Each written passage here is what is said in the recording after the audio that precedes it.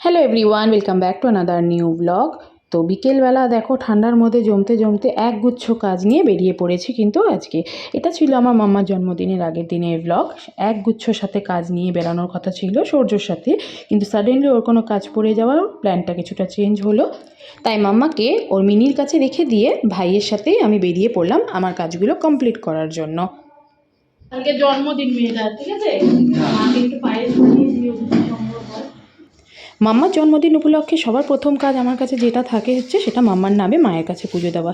যার আশীর্বাদে মাম্মাকে পেয়েছি তাকে তো একটা ধন্যবাদ জানানো দরকারই। তো যাই হোক, পুজোটা দিয়ে আমি যেসব কাজগুলো নিয়ে বেরিয়েছি সেগুলো পরপর করে কমপ্লিট করব।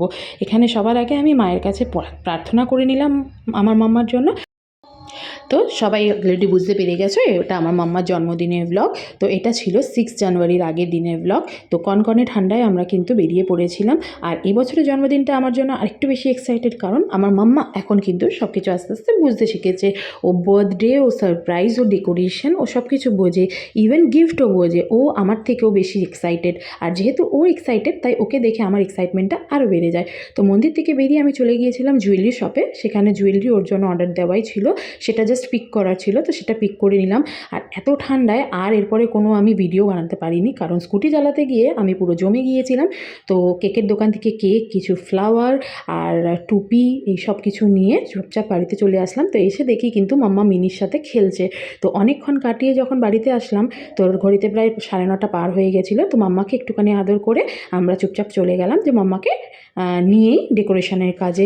ভেবেছিলাম মাম্মাকে সারপ্রাইজ দেবো, কিন্তু এতক্ষণ মাম্মা একা একা থাকার পরে এবার তো আমাকে আর একদণ্ডও ছাড়বে না। তো বললাম অগত্যা ওকে নিয়েই আমি সব ডেকোরেশন করতে বসে গেলাম। আমি, ভাই, বোন সবাই ছিল এখানে। সূর্যও এসে হাত লাগালো।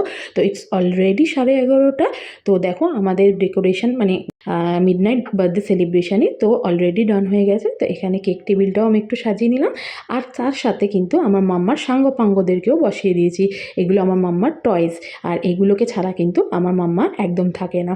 আর মাম্মার কেকও এসে গেছে। তো এবার তোমাদের সাথে পরের পার্টে শেয়ার করবো মাম্মার মিডনাইট বার্থডে সেলিব্রেশন। আর এই ছিল আমাদের ডেকোরেশন। তো নেক্সট পার্টে তোমাদের সাথে দেখা হচ্ছে, সাথে থেকো ততক্ষণ আমার সাথে।